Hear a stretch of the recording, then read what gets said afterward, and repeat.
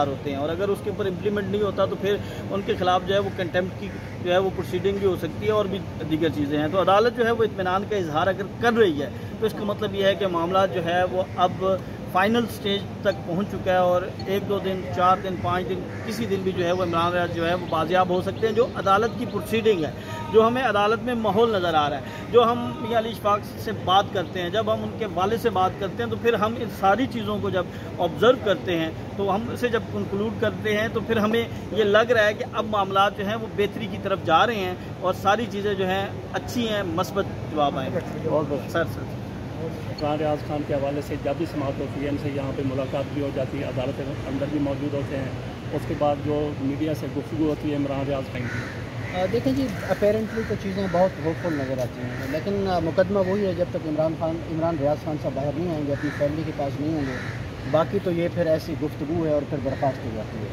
आज लगभग 13वीं समाअत है। हर समाअत के ऊपर पहली समाअत को छोड़कर जो 12 मई को हुई थी, उसके बाद से लेकर अब तक 11 समाअतों में चीफ जस्टिस साहब का रवैया इंतहाई ऐसे ही है, एक बड़ी मध्यम सी तबीयत और बिल्कुल ठहराव है उसमें। अच्छा, आज आपने देखा उससे पहले उन्होंने दोनों मुकदमात में मामूली बातें थी, उनका टेम्परेचर जो है वो बिल्कुल आसमान से बातें कर, उन्होंने डांटा वकला। मैं समझ रहा था कि इमरान रियाज खान के हवाले से भी ऐसा ही है। लेकिन आज देखें 13वीं समाअत है, उसके ऊपर जो उनके लबो लहजा बड़ा मीठा था, शहद की तरह। अच्छी बात है, हम भी कहते हैं ये लड़ाई वाला केस भी नहीं है। अब वो गुमशुदा हैं, अगवा हैं, अब हम ये भी नहीं कह सकते कि इनके पास हैं, कोई पता भी नहीं है वैसे क्या कहें। तो लेकिन आईजी को पता चल गया, आईजी को भी पता है या नहीं, ये पंजाब पुलिस है।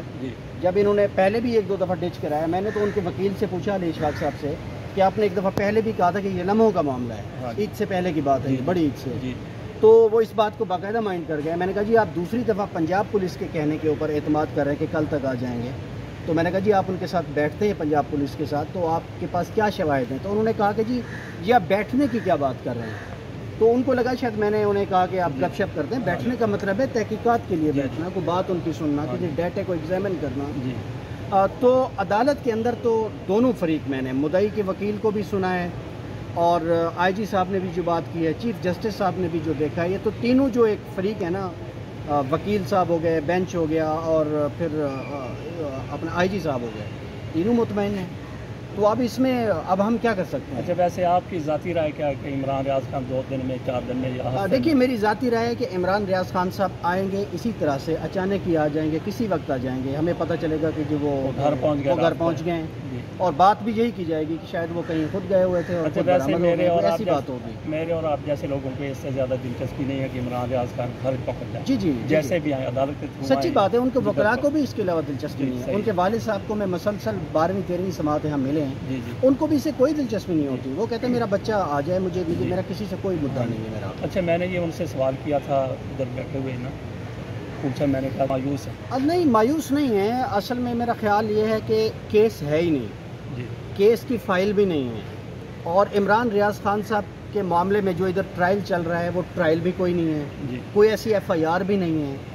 तो नामालूम सा मुकदमा है, नामालूम सा जिम्मेदारान हैं और नामालूम प्लेस पर वो कहीं हैं। तो आप बताएं ना, वकला भी बेचारे हैं या उनके वालिद साहब क्या बात करें? अच्छा, नामालूम ले गए और नामालूम छोड़ गए, और ऊपर से ये भी हुआ कि जी वो लड़की के भाई ले गए, पता नहीं, ये भी ना हमें कह दें।